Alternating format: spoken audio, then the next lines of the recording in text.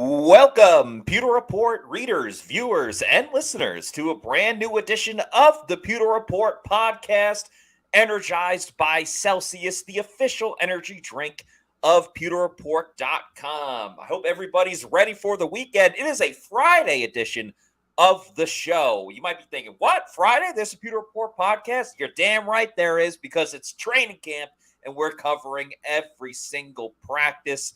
Today's one was very exciting because Zyon McCollum is taking year 2 in full force, as you see with the title right there. Zyon McPick-6 is what we are calling him today after a huge performance. We'll talk about what he did, which was more than just the pick 6. We'll talk about Ryan Jensen, Vita Vea, a couple of great battles between wide receivers and cornerbacks that are on the bubble, and a number of other topics that we saw from today's practice. I'm your host, Matt Matera. Joined with me is my fellow colleague from PewterReport.com that has been at practice every single day. So happy he is joining the show. Ladies and gentlemen, Bailey Adams is with us this afternoon. Bailey, how are you doing? I'm doing well. The fact that it's a Friday edition is catching me by surprise also, because I keep forgetting it's Friday. Because training camp started on Wednesday, that felt like Monday. Today felt like Wednesday. It's Friday. Yeah, that threw me for a loop as well, because we got the training camp. We were outside. Most of Pewter Report was there, as was Scott Reynolds. And then Scott was just tweaking a couple things with the Fab Five that came out today. So he was still inside before coming out. And someone was like, "Where's Scott?" I'm like, "Oh, he's just doing the last couple of things on the Fab Five." And then I'm thinking, oh, wow, it's Friday. It does not feel like that at all. It still feels like the summer. But another cool thing about today was, for the first time in training camp, and granted it's only been 3 days, the fans were in the crowd today. And I think that helped with the energy just a little bit more. Yeah, I think so. It was, I believe, friends and family of not just players and coaches, I think, but staff. And ran into a friend out there, actually, who knew someone from that worked in the Bucs organization. So, yeah, there was a little more noise out there today. And I'm looking forward to Sunday when the fans get out there and it gets really rowdy. Yeah, when the pads really get popping. We spoke to Todd Bowles after practice today, and he seemed ready to go for full pads as well. He's a little tired of judging everybody in shorts and T-shirts. He can't get a full evaluation. Not that Todd was in the world of Todd Bowles was kind of angry. But if you didn't know who Todd Bowles was and you're watching a press conference, you'd be like, oh, all right, he's just your typical guy. But yeah. That was Todd Bowles today. Want to give a shout out to everybody watching the show. Thank you so much. We appreciate all of you. As Bill says, thank you, Pewter Report, for all the amazing coverage and info you bring us, Pewter people, on the daily. Bill, thank you so much for that nice comment. We love delivering the info to all the Pewter people. Alien Macedon says, what's happening? Shaggy dropping a let's go. Avery with an LFG. Let's freaking go. And Zachary asking, pads come on this Sunday? Yes. Full pads, full go, physical contact to a degree. They're not going to be doing one-on-one tackling drills right away. But very excited for that. And Bucs fans should be very excited about the growth and the progress of second-year cornerback Zyon McCollum. We all know the struggles that he had last year, specifically with tackling, dealing with a little bit of a hamstring injury last year in training camp when the Bucs had a joint training camp practice in Tennessee with the Titans. But, he put in the work this summer. He's going full bore, and he had a heck of a day this morning at Bucs training camp, Bailey, did he not? Yeah, he did, and it's been really good to see him so far, because I know there are a lot of questions about the depth the Bucs have at cornerback. They have Jamel Dean, they have Carlton Davis, but everyone's like, what about the guys behind him? And Zyon McCollum's somebody that the Bucs are going to have to rely on to be that guy who can step in, because Davis and Dean have both had their injury issues over the course of their careers. They're, pretty much you can count on them to miss a game or two here and there throughout a season. So if that's the case and they're going to be missing any time, the Bucs need Zyon to be the guy they drafted him to be. And he's got all the physical talent in the world. He's got the mental side of it is coming along, as Todd Bowles said today. Things are kind of slowing down for him. And it's been exciting to see. I know he had the pick 6 on John Wolford today, and he made another couple of good plays here and there, but some tight coverage. I know one of them was on Mike Evans at one point. So really showing out in the first few days, and I'm excited to see what he can do when the pads come on Sunday. Yeah, absolutely. I mean, he took a huge step forward, which was super important. You mentioned the pick-6 already. That was off of John Wolford. I know Bucs team reporter Scott Smith had mentioned that it may have been a miscommunication between the quarterback and the receiver at that moment. But nonetheless, Zyon was right there. And with that 4.3 speed that he has, took it to the house. Or he may have stopped before the end zone, but obviously in a real game situation, no one was going to be covering him. And I think you make a great point, Bailey, about the overall depth. There's a lot of weight on the shoulders of Zyon McCollum, maybe not as an everyday starter, but on paper, this Bucs secondary looks good. However, if things start falling apart here and there, mostly with injuries, the depth is a big question mark for the Bucs secondary. Outside of Jamel Dean, Carlton Davis, or at safety with Ryan Neal and obviously Antoine Winfield Jr. A lot of big question marks, and thankfully Zyon McCollum, we're not going to anoint him the number one guy right away, but Zyon McCollum, at least in a little bit of time, is taking those steps. And to get that interception, I think is going to boost a lot of the confidence and the bravado of the entire secondary, because that's been the MO, right? Get your hands on the football any way possible and create turnovers, and Zyon did it right there. And I think the play covering Mike Evans might have been even more impressive given the talent that Mike Evans is, making sure that it was an incomplete pass by Baker Mayfield. Yeah, because I think you see that in training camp. You see that in the preseason with these guys that will come up with, interceptions here and there in practice, or they'll come up with, fumble recoveries with some fumble luck. And, those are the big splashy plays that you look for. But you're like, is it really indicative of, where this player is in his development? And so to see him follow up that interception by sticking to Mike Evans, on the far sideline and breaking up a pass and getting in Mike Evans' way, it was really encouraging to see that. And it'll be good to see as he continues to develop, because the OTAs and everything, you kind of heard a lot about Zyon and the mental side of things and whether or not he was going to take that next step. And Todd Bowles was saying, he's in year 2 and things, he's starting to kind of really get a grasp of everything, and you're seeing it pay off on the field. I know it's early in camp, but it's encouraging nonetheless. It is early, but it's all that we can go by right now. And, our opinions can change when the pads come on and as training camp progresses. I think people sometimes think that because we make a statement on a certain play or a certain player, that's the end all be all. No, we're just reporting about what's going on at the moment. If Baker Mayfield throws a touchdown or Zyon McCollum records an interception, that's all we can go on, and then obviously as training camp progresses, we can kind of formulate more opinions on, I think Baker can thrive in this. I think Kyle Trask really looks good doing that. We'll talk about Kyle Trask turning into Michael Vick, because all of a sudden he wants to scramble all over the place. But also want to give a Pewter Report exclusive to the Pewter people, because after practice, we had a press conference. We had Todd Bowles. We had Ryan Jensen. We'll talk a lot about Ryan Jensen right after this. And of course, Vita Vea as well. But it was you, myself, and Adam Slavon at the press conference. While that was going on, Scott Reynolds was having a one-on-one interview with Zyon McCollum. And I put the Bucs Camp Insider in the chat already if you guys want to check that out. There are some quotes from Zyon in that one. But Scott's actually writing up a separate story specifically just about Zyon McCollum, because he had a great interview with him and some very interesting words from Zyon in a conversation that the second-year cornerback had with head coach Todd Bowles. We just mentioned before how I had asked Todd Bowles about if the game is slowing down for Zyon, which he said, at least mentally, it is. But this is what Zyon McCollum told Pewter Report's Scott Reynolds about his conversation with Todd Bowles and just his overall progression in the NFL. He says, "It's night and day how much more confident I am. Coach Bowles sat me down and we had a ton of talks. He told me, if you're going to make a mistake, you better make it at full speed. He wants me to just drop my nuts and just play balls to the wall and use my gifts to my advantage.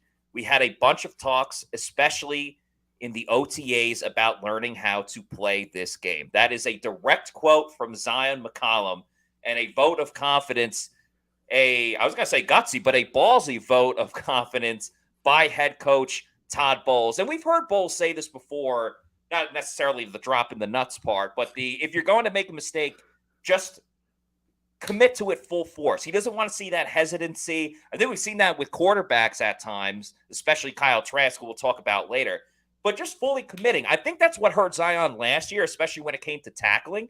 If you're going to commit, just commit to it. Don't wait for it to come to you. And I think that pick-6 and standing up to Mike Evans in a Galveston on Galveston type of battle on the deep ball down the field, that's Zyon taking the bull by the horns. That's Zyon taking the reins, and he is way, way more confident this season, and it's already paying off. Yeah, I mean, what a quote that was, and what a mindset to head into his second season with. And it kind of is a funny insight into the Todd Bowles that everyone sees, outwardly versus the one that his players see. Because, you get the Todd Bowles, cut and dry, like answers and press conferences, and there's always, people complaining about, oh, he doesn't show enough fire, whatever. And, that's a different conversation. But this is the kind of, this is the Todd Bowles that we hear the players talking about. The players talking about, he's like a funny guy. He will talk some stuff to people. And that's what the kind of conversation that Zyon McCollum probably needed, coming off a year where his confidence probably was shaken after last year a little bit. And it was tough. I mean, he came from Sam Houston as a 5th round pick. Yeah. And jumped right into the NFL and really had to play some meaningful snaps because of injuries. So he did get thrown right in there, and to come into a second season now feeling fully confident. And I'm sure it helped him to sit down with his head coach, and the head coach said, listen, like, this is what we need you to do. And, none of this hesitancy, go for it and go do it. I'm sure him putting it into those terms too, probably is what's going to stick with Zyon as he continues to progress. Yeah, it's a little bit more of an eye-opener than just, hey, play better, But I think a lot of the times, if you look at the history of these one-on-one conversations between either a coach or general manager with the player, a lot of the times it pays off. Going back to Vita Vea, I mean, early on in his career, he had a conversation with Jason Light in the middle of the season, and it was a little bit of a pep talk, and obviously it worked for Vita Vea. He went on to still have a great career. His career is nowhere near done. And, sometimes players just need that little extra vote of confidence that, hey, you're here for a reason. Zyon McCollum has a fantastic skill set, which made the Bucs absolutely marvel when he was available when they drafted him a season ago. Like, that speed, you can't teach it. You can't teach height and you can't teach speed, at least to a degree with speed. So Zyon brings a lot to the table for the Bucs, and by no means should they give up on him at all because he struggled last season. To be honest, a lot of the Bucs rookies struggled last year. Obviously, Rachaad White was the darling of the group, but Luke Edeke had his struggles. Logan Hall had his struggles. Zyon McCollum as well. You can't give up on these guys right away. And I'll admit, I've said this on the show before, I was a little concerned about Zyon being in the mix for the slot corner just because he played all of outside corner last season, mostly because there were some injuries to Carlton and Jamel, but he's finally getting his footing underneath him. Do you really want to move him out to or into the slot and the nickel position already, just when he finally feels comfortable in the NFL? But when he makes plays like he did today, he's making a case to stay on the outside and just be a really, really great backup cornerback that could eventually get playing time, even though Jamel and Carlton just signed these big contracts. He's still going to find his way onto the field one way or another. Yeah, and I think at this stage, I'd kind of prefer to see him stick on the outside, and we kind of are. I know so far in camp, we've seen different guys line up in the slot. D. Delaney's been getting the lion's share of the snaps with the ones. But it's funny you bring up the conversations that coaches have with their players, and another one that comes to mind was Bruce Arians talking to Leonard Fournette down the stretch in 2020. And he pulls him aside and says, "Listen, if you want to be cut, I'll cut you. But we want you on this team. We want you to be fresh when we need you to go." And it resonated with Leonard, and Leonard ended up staying and playing another couple of years after that, being a hero in the playoffs, and then playing another couple of years after that. Yeah, there you go, Darius pointing it out, because that was another one where, a coach needs to pull a player aside sometimes and kind of just say, like, listen, we're going to lay it out there, and this is what I think. This is what we need you to do. And if you're not going to get with it, you're not going to get with it. But it's something that I think will probably stick with Zyon, probably throughout his career. I think if this is something that he starts turning things around in year 2 and goes on to have a long career, he'll probably think back to these conversations he had with Todd Bowles and think, that's where it started. You guys talked to Rondé Barber last week on the podcast and about his rookie season, and he didn't have the best rookie season, but he came around, turned around. Now he's a Bucs legend, going to the Pro Football Hall of Fame next weekend. So it's one of those things where you can't give up on a guy after 1 year, and when you start to see the signs that they're going to be the player that they were drafted to be, it starts to get exciting. And Rondé Barber spoke about Zyon McCollum as well, which you can check out on our YouTube channel. Pewter Report Podcast, Pewter Report TV is our YouTube channel. But no question about it, sometimes a heart-to-heart can really do everybody really good, really well. This next topic we're going to get into definitely tugs on the heartstrings with a little bit of a heart-to-heart as well with Ryan Jensen, who spoke to the media after practice. Bully mode is being activated, but it got real emotional with Ryan Jensen, and I really appreciate his candidness and just being so open about the trials and tribulations that he personally went through when he injured his knee in training camp last year. Today actually marks the 1 year mark of when he injured his knee in training camp, and obviously it's been a long road to recovery, or at least to get back for that playoff game against the Dallas Cowboys. Bailey, what was your initial reaction to everything that Ryan Jensen had to say? You wrote the story about it. We have some video as well, but want to get your take first.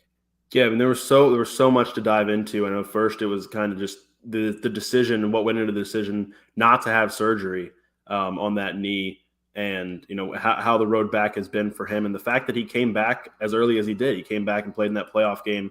He said, looking back, it's probably something he shouldn't have done, but then went on to clarify and said, it's not anything that set me back. Like nothing. Playing that game didn't really have any adverse reaction. I think he was probably more so talking about, just the level of play. Because I don't know that he had his best game, but no one really did in that game against the Cowboys. No. But yeah, it was just he was very open and vulnerable about the struggles of the dealing with the mental side of it. He said he had days where he just broke down and cried, and I thought just hearing that and hearing him say that's something that's healthy. Like, you're going to have those days. And I think we had, we heard similar things from Chris Godwin when he was recovering from his ACL injury. So there's like a mental side of it is tough.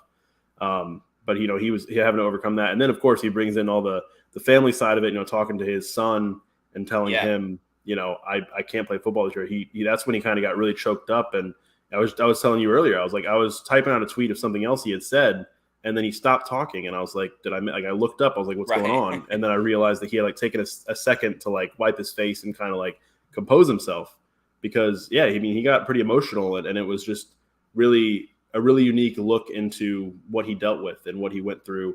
At this time last year, he was going through some really, really tough things, and here he is 1 year later, and they've got a plan as far as what he can and can't do right now, but they're executing. He says his knee feels really good, and sooner rather than later, we'll see him probably back at full go. Yeah, they have a full plan with Ryan Jensen. The Bucs, obviously. Jensen practiced the first day, did not practice yesterday, and he did participate again today. But for the time being, he's mostly just doing individual drills with the offensive linemen. Hasn't worked with the 11-on-11s just yet. Other injury news, Russell Gage still out. We'll see what's up next week. All Todd Bowles really had to say was, well, when the trainers tell me he's ready, then he'll be ready and play. Bowles also did mention that Russell Gage still the number 3 wide receiver for the time being, because he doesn't want to evaluate anybody in shorts and T-shirts. And Shaq Barrett, kind of same thing with what Ryan Jensen's been doing. Shaq practiced the first 2 days. Today he warmed up a little bit, did some individual drills, but didn't participate in the team drills. But Todd Bowles said that he will be back for Sunday when the pads come on. Let's get to this first video of Ryan Jensen. We have a couple that we broke up a little bit. This first one is just how his knee is feeling at the moment, and talking about just hearing from so many different doctors and deciding on not getting surgery and what that plan of action was like, and just the overall mental toll that it took on him. Yeah, definitely. It was there's a lot of decisions I had to remake. It's actually kind of funny, ironic today that it's actually a year from today that I got hurt, and and all that. So, you know, it was a journey, that's for sure. Right after, you know, you go get all the imaging done, all this and that, and you start sending out that to different doctors. And, you know, like I mentioned before, you know, I had 5 separate opinions and ended up going with Dr. Shelbourne, who thought that it was going to be better for me not to have an operation done, and went that route. So I'm feeling good. You know, ligaments are healthy and healed, and just ready to keep rolling. There was some tough days in the hotel in Indianapolis. Oh, it was. I mean, it was very tough. You know, being away from the family for 10 days. You know, after going through something like that, but it was I think the right thing to do for me and my knee. I think you know, I've gotten asked a couple different times from separate players that have gone through, you know, similar, or, you know, have been injured, and asking if I have any regrets about going this route, and frankly I don't. I think it was the best thing that was for me. Getting back into the swing of things, and, you know, practicing and being with everyone. Feeling good. You know, obviously we have a plan set in place coming into camp, and, you know, we're executing right now, and we're finding the best plan of attack to keep the knee feeling really good, you know, like it is right now, and we're gonna keep forward with that. I think you know, from a physical standpoint, it just is what it is.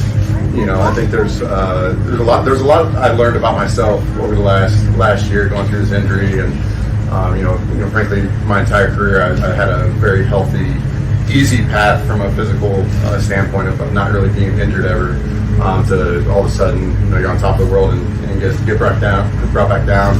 You know, it was a mental battle. There's days I just broke down and, you know, frankly just sobbed. You know, it just is what it is. It's a healthy thing, and you know, it was tough. It was a tough year, but now I think it's grown me as a person, as a man. You know, to be a better dad, to be a better husband, and stuff like that. So it's definitely been an adventure. Bailey, Ryan Jensen's been on the team for a couple of years, so we know the type of player that he is. But when he did interviews like today, you can see why, with the emotions, why he's that fiery guy on the field, and how sometimes he'll get it unsportsmanlike, but he'll also be the one to cause the other team to do that by hitting him, or, you know, he at least always sets the tone for this team. But still, there are times, it's wild to me how he can be the nicest, like, teddy bear type of guy off the field and just flip that switch.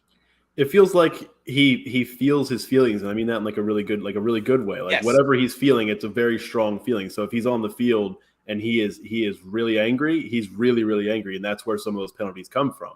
But like you were mentioning with the press conference today, he really was he was reflecting on this injury and this process he's been through, and was really feeling like, you know, he went through a lot and it was tough to deal with. And he was honest in saying, like, there were times where it was really, really difficult for me. And I know he went on to talk about, you know, how he had to tell his son, like, his son asked him, like, he told his son he couldn't play last year. And his son, like 10 minutes later, his son was like, "Can we go play?" And he was like, I'm sitting there in a cast. And like, he was like, it was really tough. But, you know, it was kind of cool, kind of a full circle thing, because it was 1 year ago today. Then he had his son there at the press conference with him, because it was a friends and family kind of day. Right. That was like kind of the crazy part too. His son was sitting like 10 feet away from him as he's talking about all of these things. We're going to get to the next video from Ryan Jensen. We have 2 more real quick, but first I have to address this because Scott and I have been talking about it for a couple of days now, and we keep forgetting to do it. And he's back in the comments right now. Nathan Elliott says, "Hi, Matt. Sorry I'm late." Nathan, that's quite all right. But Nathan, we've seen you in the comments the past couple of weeks talking about getting your jersey signed by Scott Reynolds. You need to send it to him.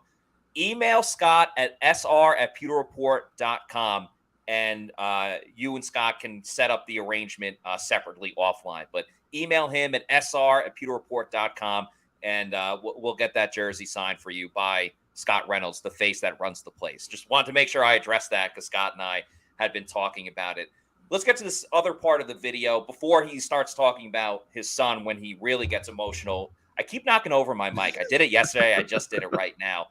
He talked a lot about getting re-energized, Jet Out Celsius, and just having a new lease and a greater appreciation for being able to play, because he hadn't really been injured too much up until this knee injury last year. So getting back for that playoff game against the Cowboys was a super, super emotional moment for him, and he's really taking it in stride, looking forward, looking ahead for this season. That mean to you on a personal level?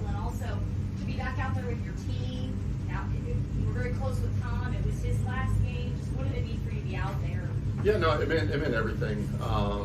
It was a crazy road. Looking back, you probably shouldn't have played, but at the same time, it was one of the ones I wanted to go out there and help the team and be out there with my guys. And it was an honor to be able to be back on the field. And obviously, with Tom's last game, it was an honor to play with him and suit up one more time with him. That was different. It was different for me. It was it brought it back to kind of like my first time I ever ran out of a tunnel.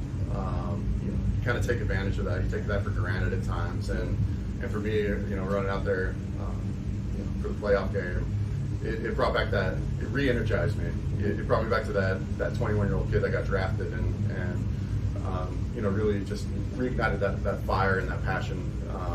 That I never really lost, but it just kind of reminded me of how fast it can be over. But is there a much greater appreciation now coming out to practice each day? Oh, definitely. I think there's having something taken away from you, in the sense of it's football. People get hurt. That's the way things roll. But again, like being a guy who had been healthy for most of my career, you can take that for granted at times, and then when you do get hurt, it re-energizes you, or it can crush you. And for me, it re-energized me. Any conversations? No, I joked around with Bobby and the trainers. They're like, just don't even say it. Just don't even say it. So it's kind of you got to find some humor and some comedy behind it, just because it is what it is. You can't live in the past. You can't have anger and fear towards it. You just got to attack every day like a new day. So nothing special to me.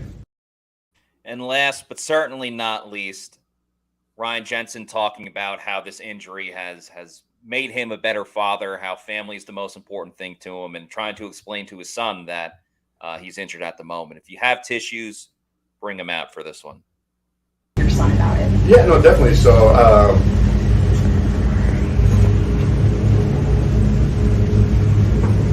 it was hard. Sorry. No, it's okay. Okay. Big time. So I remember when I came home after that day, I have to explain that to him. Like, hey, Dad got hurt today. We all play football this year. And then, 10 minutes later, he's like, hey, can we go play? And I'm like, I'm in a cast. I can't walk. I can't do this. So, it was hard, to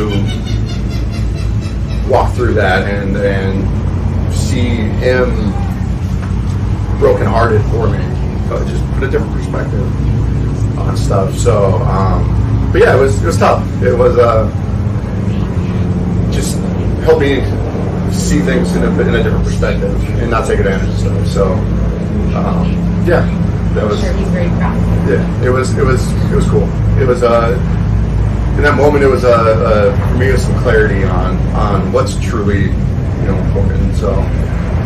Football is important, but family is everything. So, again, thank you to Ryan Jensen for just his being open about all of this. It's I think a lot of people will take some great things from his own personal story and maybe even apply it to their own life about just kind of overcoming really any obstacle in front of him. So I appreciate him being so candid about it. But a re-energized Ryan Jensen, looking forward now, what can Ryan Jensen, if he's healthy, if he's reinvigorated, as he's been talking about, Bailey, what can that do for this offensive line? Yeah, I mean, he's the heart of the offensive line. Not just because he plays center, but just because of the way he plays it. The way he plays that position is, and we've talked about it last year. I don't think that Robert Hainsey did a terrible job last year. I think he stepped in pretty admirably in a really tough position, but there's something missing when Ryan Jensen isn't on the field in terms of that mean streak, in terms of that fire. So I mean, him being back to full health and him getting back out there is going to be really key, because the rest of this offensive line is, there's a lot of change.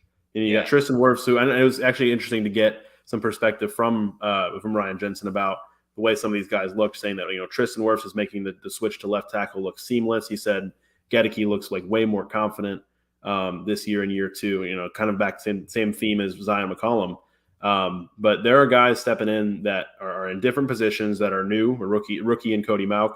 And Ryan Jensen is kind of that constant. I know he wasn't there last year, so it's tough to call him a constant, but for years now, he has been the anchor of that offensive line. So having him back at full health could be a game changer for this group. I'm in full agreement.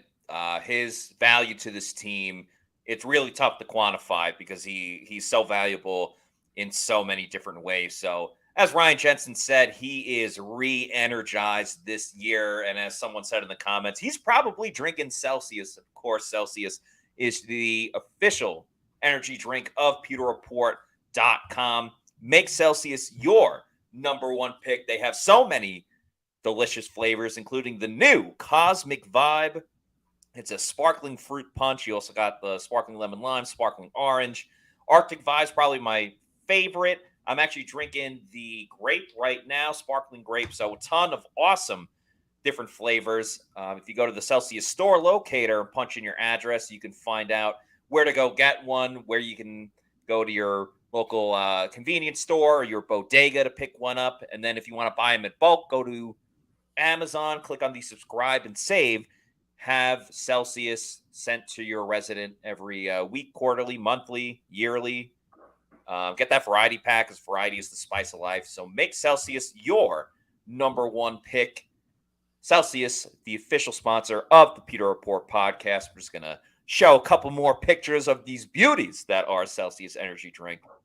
Peach Vibe is great. Tropical Vibe as well. Don't forget about that Oasis Vibe. Scott Reynolds was drinking that today.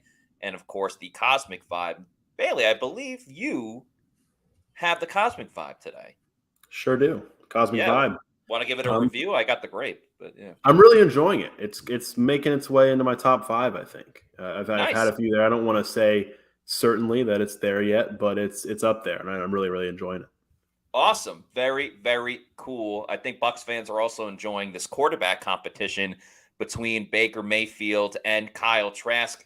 I think so far through 3 days, and I'm not really going to declare a winner one way or another, I think it's been actually pretty close overall, but a lot of exciting play from Baker and Kyle Trask today, particularly, in my opinion, during the 2-minute drill. That was some awesome football. Bailey, you and I were sitting next to each other as this went on.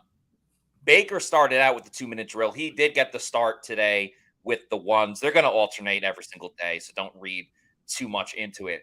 But Baker, I even tweeted it out. I said Baker was a maestro at quarterback today because he was going through his progressions. He didn't always go to the number one option, but he did it in a timely and quick manner and was just slicing and dicing the defense all over the field. It was a great sight to see. A little bit more of shorter to intermediate route type of throws in this 2-minute drill specifically. Hit a couple of receivers, but he's really hitting it off as well. Both quarterbacks are, with tight end David Wells, and Baker led the drive 70 yards down the field. David Wells had 3 catches on that drive, including the touchdown. And then Kyle Trask also led the team 70 yards down the field. He had some of the longer throws in this period specifically, throwing it down, and then connected with Ryan Miller, who was a tight end, now wide receiver, for a touchdown. What'd you think of that performance in the 2-minute drill by both of them, and just your overall thoughts on how Baker and Kyle Trask looked today? I think it was a great look at how close this is right now. And obviously, as you know, to put on my Todd Bowles hat, I'm not going to evaluate anybody in shorts and a helmet, but they both really, really took it that 2-minute drill and really looked pretty good. Baker was interesting. He was just finding the open spots in the defense, and he was going, like you mentioned, he was going through his progressions really well.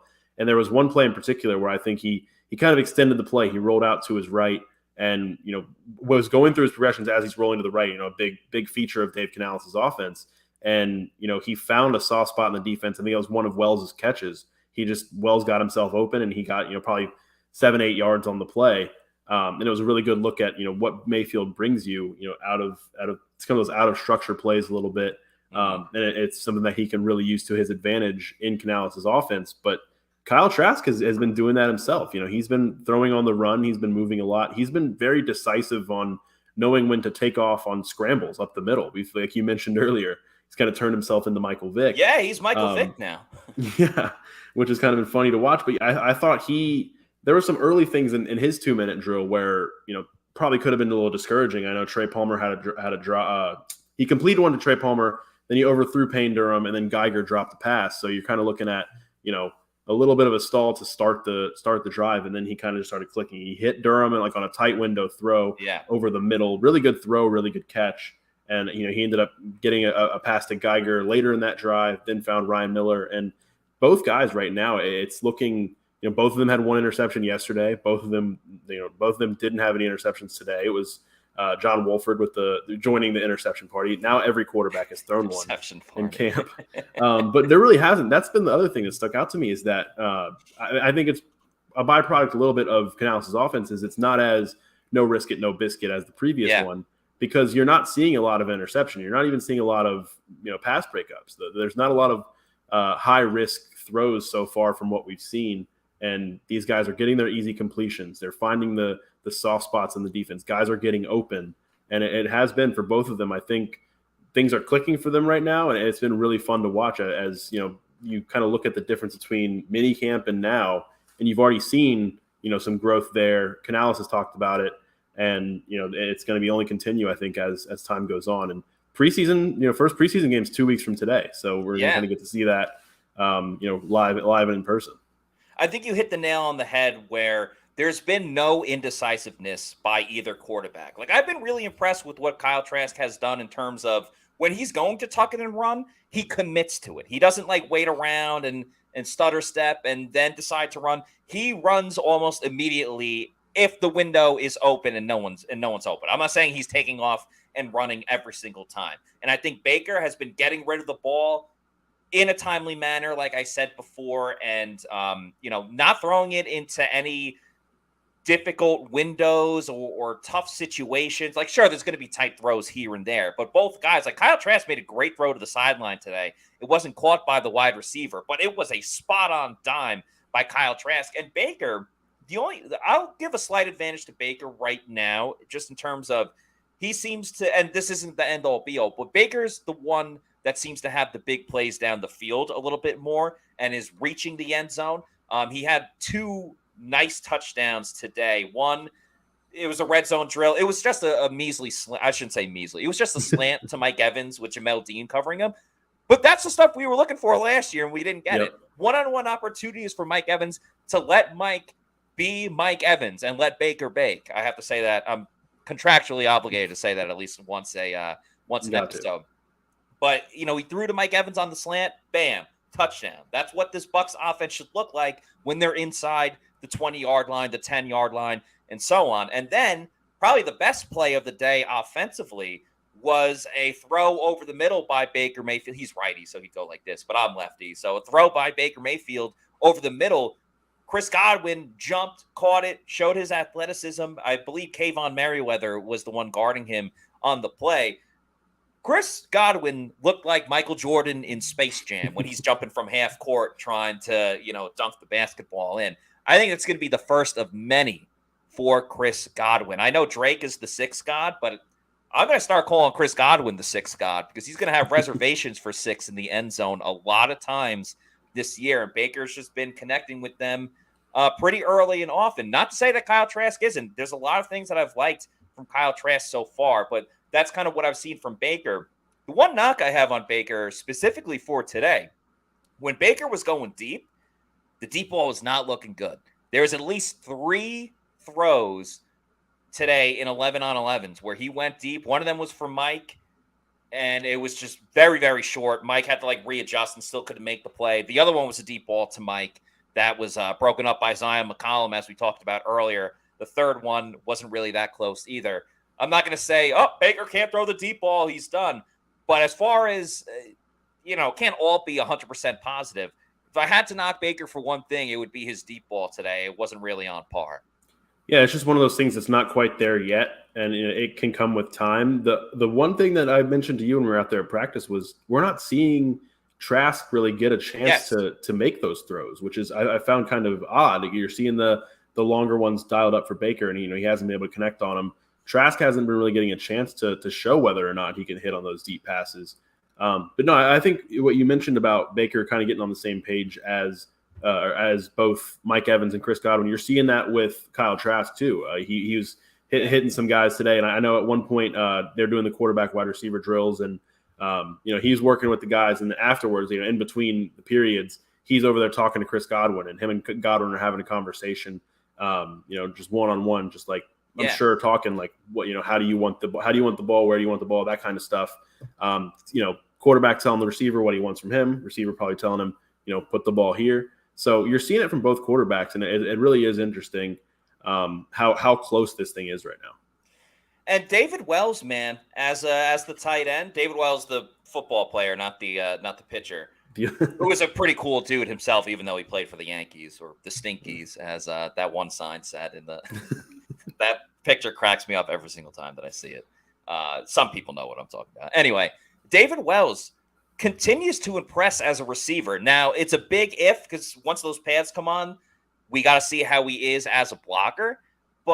And I'm not putting too much stock into, what does this mean for Payne Durham? Like, he's a rookie. He was a day 3 pick for a reason. He's going to progress along. David Wells, through 3 practices, has put on a great performance, at least as a receiver. And that he is the oldest he's the oldest tight end that the Bucs have in the room right now. So kudos to him for doing a great job through these early practices already.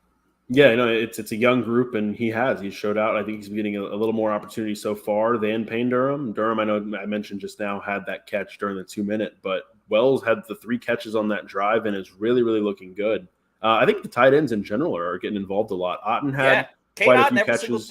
Every single day, Cade Otten's making a big play. And even Keith, I've noticed, I think in the first few days of practice, is getting he's getting a lot more targets. And just in general, it seems like I'm looking up every once in a while and seeing him catching the ball. And I know last year it was kind of a tell when he was in the game. Like, all right, he's going to block. What's he going to do on this play? I'll bet you $5 he's going to block. Yeah. But if he can develop that side of his game a little bit more and catch more passes and be a threat in the passing game, just kind of throw the defense off a little bit, which I'm sure Dave Canales is going to want him to do. That would be huge for him and huge for the Bucs offense. I don't want to give too much away, but he's not just lining up in the backfield. He's doing a lot more in this offense, which is very, very interesting to see. Bailey, we got to talk about 2 other young players, 2 undrafted free agents that are having an awesome battle in a matchup between a wide receiver and a cornerback. I want them to fight forever. I said this to you on the sideline at practice today. I want them to fight forever, like Peter Griffin from Family Guy and the Chicken, where they randomly fight each other like at least once a season since they started that bit. And that is the matchup between wide receiver Raheem Jarrett, who we've spoken about on the show, some of the great plays that he's made, and cornerback Keenan Isaac from Alabama State, going toe-to-toe almost every single time. I really enjoy what I've seen from them. It started out early in a big play that we tweeted about. I don't know if it's going to hit the rounds on social media, but we were sitting right on the sideline where some of the media can be. It was all a Pewter Report. And Isaac is covering Raheem Jarrett. I don't recall who was throwing at the time. I want to say it was Kyle Trask. Yeah. And it was a sideline route. Isaac is right there, but Raheem Jarrett makes the play. And remember, they're running full speed, and there's a camera woman. Forgive me, I don't know her name. But, she's getting all the video for the Bucs. They obviously put a lot of stuff out on their social media. They're going full speed. Jarrett makes the play. They both collide into her. She tumbles backwards, keeps the camera, which I imagine it's a very expensive camera, keeps the camera like upright where you may have hit the ground a little bit, but not enough to like seriously damage it. She tumbles over, flips backwards, immediately pops up. Both players are like checking on her to see if she's okay. She's like, I'm good. Go back to practice. And she received a well-deserved round of applause from the fans, from ourselves. That was a football tough play. So I just wanted to give a shout out to that Bucs camera woman. I don't know her name, but it was an absolutely awesome moment for her. Stayed with the shot the entire time, got that shot and popped right back up and and kept working the rest of practice. So Yeah. just wanted to give her a shout out real quick. But even more than that, that was just one of their battles. Keenan Isaac made a diving play on Raheem Jarrett in the red zone drills. These guys are both going at it hard. They're both making plays. Jarrett might win one rep, but Keenan Isaac wins the next one. Todd Bowles talked about Keenan Isaac the other day. This is a super, super fun matchup for two guys on the bubble that are trying to make this team. They're going all out. Shout out AEW. Two guys that I would really like to see make the team at this stage. I know it's still very early to keep qualifying that, but they are a lot of fun to watch when they match up with each other. Both of them really are impressing early on. And yeah, shout out to that camera woman. She was an absolute pro. But it was fun to watch these two go after each other, because I think the first couple days, Jarrett has really made an impression on me. Really looks like a guy who could probably crack the roster as maybe the fifth or sixth receiver. You've obviously got the established top two. You've got Gage still at 3, and then you probably have Palmer at 4 right now. But, Jarrett and Devin Tompkins, I think, are both kind of going right at each other for that 5th spot right now. And you're seeing some from Ryan Miller. You've seen all these guys. But Keenan Isaac is really, really stepping up as someone who wants to probably solidify himself. As we mentioned earlier, there's not a lot of depth behind Carlton Davis, Jamel Dean, and then Zyon McCollum. There's not a lot of depth there. So Keenan Isaac has a path to make the roster and probably play some meaningful snaps this year, and he's making the most of it so far. Yeah, it's really been awesome to see. Don't want to get too ahead of ourselves with so much more to go with practice overall. A couple other news and notes. The kicking competition between McLaughlin and Blankenship. Both were perfect today, and both hit from pretty far out, right, Bailey? I believe 58 yards, both known for their leg. Yeah, that's what I heard. It was from 58. It was a deep one, and so far it's been interesting to see how they've gone with this in camp so far, and it might change once the pads come on and once they kind of structure practice a little differently. But last year, if you remember, I know Ryan Suckup would have one day, and then Jose Borregales would have the other day. They'd kind of alternate days.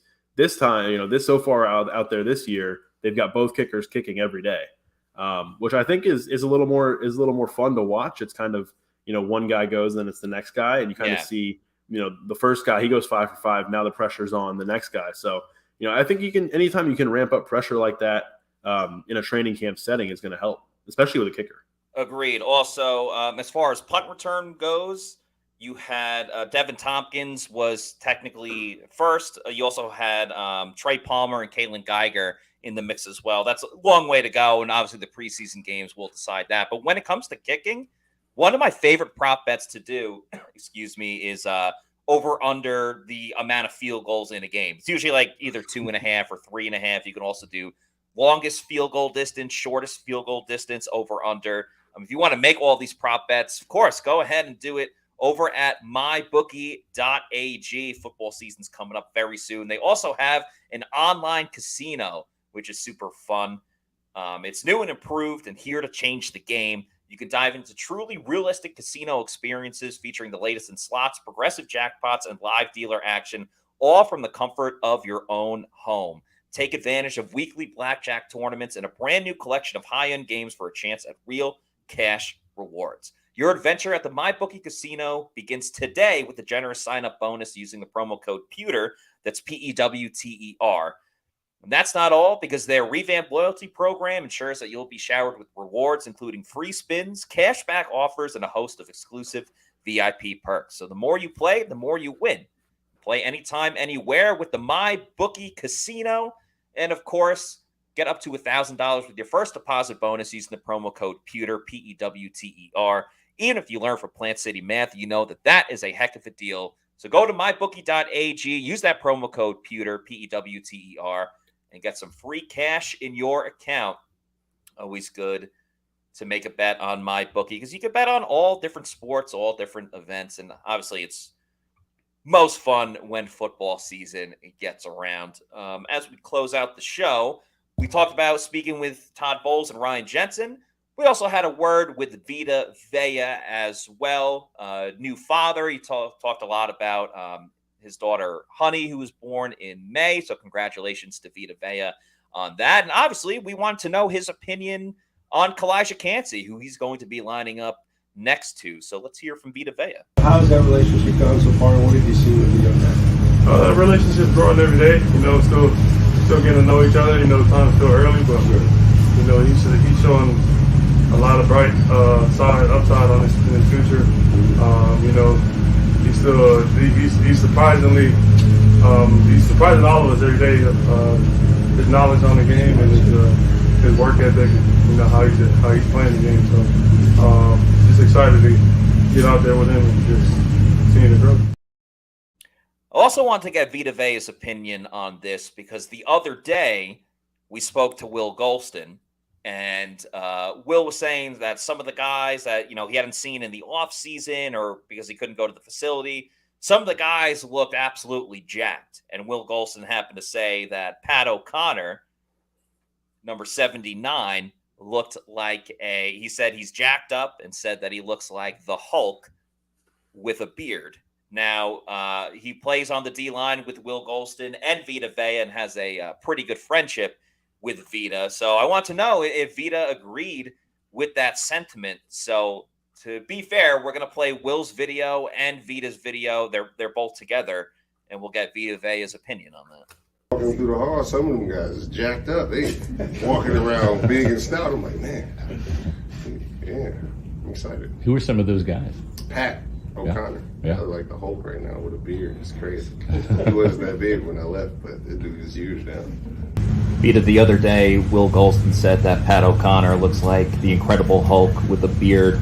Would you agree with that, or what have you seen with the work that Pat's put in? Definitely not the Incredible Hulk. I don't know, me and Pat got a good relationship, so I'm trolling them right now. But Pat's that he's one of those guys with the jack of all trades in there for us. You go in there and play each position on the line, and also go out there and dominate on special teams. Good stuff from Vita Vea there. Obviously, just having some fun with a good friend of his. And of course, Kalijah Cansey isn't the newest defensive tackle in the room. There's also another familiar face to Vita Vea specifically. That's Greg Gaines, who comes over from the Rams. They were teammates and college roommates at the University of Washington. And Vita commented on having Greg Gaines as a teammate once again. Everything, defensively, everything, been pretty much the same. A lot of recall for us. So a lot of the new guys that came in and picked it up pretty fast. I actually played with Green in college, so we were roommates in college. So that chemistry's still there, so still building on with everybody else.